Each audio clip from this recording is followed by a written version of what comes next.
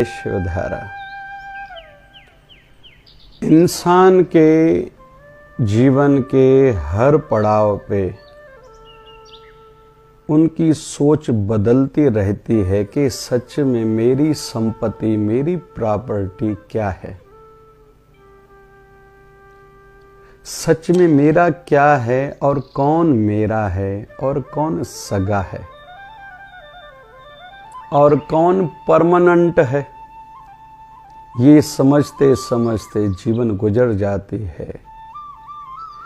कुछ लोग थोड़ा आगे बढ़ पाते हैं, समझ जाते हैं कि मेरे गुरु, मेरे प्रभु ही मेरे सगे हैं।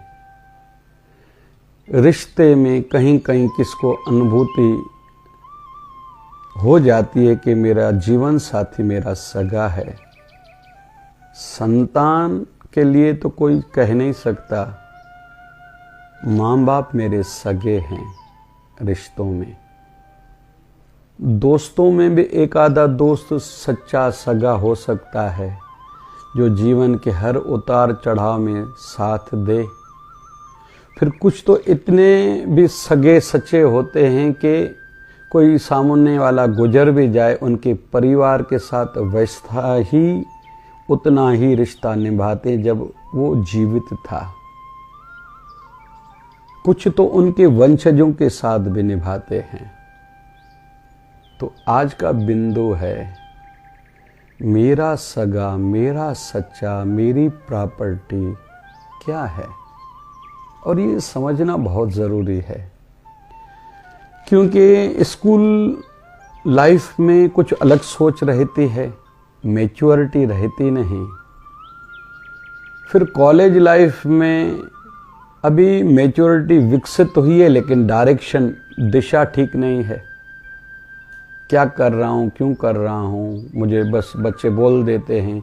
दोस्तों के कहीं तो भी प्रभाव में, उनके इम्पैक्ट में आ जाते हैं। मुझे डॉक्टर बनना है, इंजीनियर बनना है, हम लोग साथ में पढ़ेंगे, साथ में चलेंगे, ऐसा करेंगे, वैसा करेंगे। फिर आजकल का युग हो गया है, फिर जवान लड़का लड़की में, लड़की लड़के में कहीं तो भी कुछ खोजती है।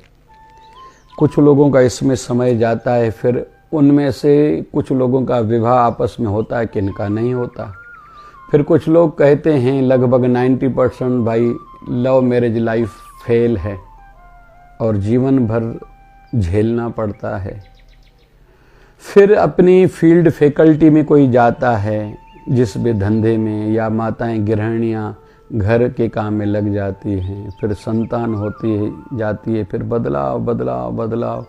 फिर इसमें भाई बड़े होने लगते हैं, विवाह होने लगते हैं, सेपरेशन होती जाती है, दूरी बढ़ती जाती है। फिर भाई बहन के बीच में, बहनों के बीच में, फिर बेटों और माँ बाप के बीच में दूरियां बढ़ती जाती हैं। फिर इस बीच में कौन मेरा है, हर किसी को ट्रायल हर कोई करता है, मेरा क्या है। फिर इसी बीच में समझ में आता है कि ये पैसा ही मेरा है, मेरी समझ ही मेरी है। फिर आयु बढ़ने के साथ जब बीमारी शरीर को घेर लेती है, अभी पता ही नहीं चला, बहुत समय जीवन का ऐसे ही चला गया। अभी पैसा तो है, डॉक्टर को दिखाया, लेकिन दवाई असर नहीं कर रही है। डॉक्टर कहता है मधुमेह, डायबिटीज रहने वाली है, गोली टाइम पर लो, मीठा नहीं खाओ, आधा घंटा पैदल चलो, व्यायाम प्राणायाम करो, नहीं तो ये बीमारी आपको ले गुजरेगी। या तो हार्ट अटैक होगा, या तो लकवा, या तो किडनी फेलियर, या तो आंखों की ज्योति चली जाएगी, या कहीं कोई भगवान न करे शरीर में चोट लगी, हीलिंग नहीं हुई, आपने ध्यान नहीं करा, कोई अंग, कोई टांग, कोई पैर न काटा जाए।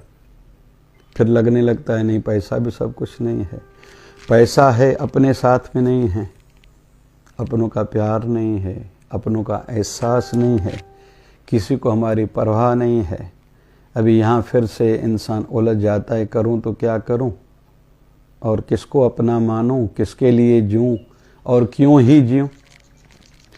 अभी यहाँ आध्यात्मिकता का क्षेत्र मिला, कोई लेके गया किसी संत शरण में, किसी आध्यात्मिक स्थान पे। फिर बचपन का कुछ अच्छा सुना हुआ था, घर के संस्कारों से कुछ देखा हुआ था, कभी मंदिर कोई लेके गया था, पाठ पूजा, हनुमान चालीसा, शिव चालीसा, दुर्गा चालीसा में कोई आस्था थी, कोई गणेश भगवान की स्तुति वंदना करी थी, कोई स्थापना घर में करी थी, कोई नवरात्रि का उपवास रखा था, कोई शिवरात्रि का उपवास रखा था, शिव मंदिर में कोई नियम बनाया था, एकादशी का कोई नियम बचपन में बनाया था, चतुर्थी का, गणेश चतुर्थी का कोई उपवास बचपन में परिवार के वातावरण के कारण रखा था, या किसी संत दर पर परिवार वाले लेके जाते थे और बीच में छूट गया था, अभी फिर से वो वातावरण मिला तो थोड़ा मन में खिंचाव पैदा होता है। फिर लगता है नहीं, यही दर सच्चा था, मैं ही भूला था, मैं ही भटका था। और मेरी संपत्ति अभी बाहर का खजाना नहीं, मेरी अंदर का खजाना है। और मेरी संपत्ति सबसे पहले है शांति। पदार्थ कैसे भी हों, कितने भी हों, बहुत बड़ी या पैसा, प्रॉपर्टी, प्लॉट्स, फ्लैट्स या बैंक बैलेंस हो न हो, लेकिन मन की शांति हो। फिर जहाँ से मन की शांति मिलेगी मैं वहीं रहूँगा। बेटे प्यार नहीं देते तो बेटी प्यार देती है, भले फ़ोन पे ही सही, पूछती है मम्मी पापा से रोटी खाई है। फिर कुछ लोग यहीं तक सीमित हो जाते, बस यही शांति है, लेकिन ये भूल जाते हैं कि आगे मुझे ये शरीर छोड़ना है, 84 लाख योनियों से भटकने से भी खुद को बचाना है, मनुष्य जन्म सफल सार्थक करना है। अगर समझ आई, विवेक जग गया, कुछ ऐसा शुभ कार्य किया हुआ था, प्रभु की कृपा हो गई, संत दृष्टि पड़ गई, संत शरण में चले गए, तो वहाँ स्थायी शांति मिलने लगती है। जब हम लोग गुरु दीक्षा लेते हैं, भजन बढ़ाते हैं, ध्यान बढ़ाते हैं, फिर कुछ न कुछ तो करना है, तो सेवा कार्यों में अपना तन मन धन लगाते हैं। क्योंकि बड़ी आयु वाले अगर अच्छे मार्ग से नहीं जुड़े हुए होंगे तो घर वाले भी ज़्यादा से ज़्यादा क्या काम लेंगे? पोती को ट्यूशन पर छोड़ के आओ, सब्जी लेके आओ, उठावने पर जाओ, कहीं छठी पर जाओ, शादी में जाओ, अमुक व्यक्ति को लेके आओ, अमुक व्यक्ति को फ़ोन करो। तो मैं ऐसों को कहता हूँ, घर के फर्ज निभाओ, बड़ी आयु वाले हो आप, छत्र छाया हो, लेकिन अपने आत्मिक कल्याण का भी सोचो। रात में 3, 4, 5 घंटे भजन करो, ध्यान करो, दिन में थोड़ी नींद ज़्यादा करो। क्योंकि अभी आप नहीं करोगे तो घर वालों को अच्छे नहीं लगोगे, कहीं निकाल ना दें, या आप ना कहीं छोड़ के चले जाओ, फिर भटकोगे। और बच्चों को आपकी छाया चाहिए, भले उनको नहीं समझ रहा, आपको तो समझ रहा, लेकिन उनको ऐसे लगता है इनकी ज़रूरत नहीं है। लेकिन आपको समझ से काम लेना है, विवेक से काम लेना है, पूर्वजों का, बड़ों का नाम भी ध्यान में रखना है, उनकी इज्जत पर आँच ना आए। तो बच्चों के साथ रहो, लेकिन थोड़ा अलग से रहो, एकांत में बैठना सीखो, भजन बढ़ाओ, सत्संग, ईयरफोन, मोबाइल में ईयरफोन डाल के ज़्यादा सुनो, शांति से सुनो। जो आध्यात्मिक उन्नति कराने वाले सत्संग, वो बार बार वही सत्संग सुनो कि वो आचरण में आए। क्योंकि अभी मोह माया थोड़ी छूटेगी, अभी मन थोड़ी लगेगा आपका जल्दी, अभी तो फजूल के विचार आएंगे। तो मन की शांति, फिर गुरु शरणागति, भक्ति, अभी ध्यान, फिर सेवा बढ़ाओ, फिर अपने हाथों से कोई सेवा कार्य लो, या अपने गुरुवर की ओर से जो कार्य चल रहे हैं उनको बढ़ावा दो, कि एक संसार में कुछ आप खास करके जाओ। जिस भी काम की आपको जानकारी है, फील्ड जिससे भी हो, क्षेत्र जिससे भी हो, स्त्री शरीर हो तो कोई रोटी बनाने के भंडारे की कोई सेवा को बढ़ाओ, उसको सुंदर बनाओ, व्यवस्थित बनाओ। पढ़े लिखे हो तो अपने क्षेत्र के कोई गुरु दरबार में, कोई आध्यात्मिक कहीं संस्था से जुड़ो, वहाँ कुछ करो। या पुरुष हो, जिस भी क्षेत्र के आप जानकार हो, डॉक्टर हो तो निःशुल्क 1-2 घंटे सेवा दो, इंजीनियर हो तो आप वैसी सेवा दो, इंजीनियर, सीए हो, एमबीए हो, वकील हो, तो कुछ न कुछ सेवा कार्य करो, कुछ नया करके जाओ और दे के जाओ। ये आपकी संपत्ति है, ये आपके साथ चलेंगे। पैसा छोड़ के जाओगे, आपके साथ नहीं चलेंगे। और एक बेटा या बेटी आपको धन्यवाद नहीं कहेंगे कि आपने हमें दिया, वो तो अधिकार समझते हैं आप पे। आपकी सेवा करना उनको अधिकार नहीं समझता। माँ बाप की सेवा, सास ससुर की सेवा, देवर की, जेठानी की या ननंद की सेवा उनको जवाबदारी नहीं समझती, अपना दायित्व नहीं समझता, अधिकार समझता है। उनको मेरे साथ साथ देना चाहिए, सहयोग करना चाहिए। संसार इसका नाम है। तो जो आपकी कदर करते हैं, आप 1 रुपया फकीर को दोगे, दरिद्र को, किसी ज़रूरतमंद दोगे, भगवान आपको खुश रखे, आशीर्वाद देंगे। घर वालों को 1 करोड़ दिया, कोई पुण्य नहीं है। तो आपने जो हाथों से दान किया, जो शरीर से सेवा करी, जो मन से सिमरन करा, सत्संग सुना, खुद के विचारों में परिवर्तन लाया, ये आपकी संपत्ति, ये आपके साथ चलेंगे। जन्मों जन्मों में इसका पुण्य मिलेगा। आप कोई धर्मशाला बना के गए, कोई मंदिर, कोई मठ, कोई शिवालय, कोई देवालय, कोई गौशाला, कोई अनाथ आश्रम, कोई वृद्धाश्रम, अपने गुरुदेव का आश्रम बना के गए, जब तक वहाँ कुछ धर्म कर्म पाठ पूजा होता रहेगा, आप किसी भी योनि में गए, भगवान न करे किसी नीच योनि में भी गए, यहाँ पाठ पूजा होता रहेगा। कहीं बोरिंग लगाई, वहाँ पानी की सेवा, दूसरों को सुख मिलता रहेगा, आपको पुण्य वहाँ मिलता रहेगा। आपकी ये संपत्ति है, जीवन के साथ भी, जीवन के बाद भी।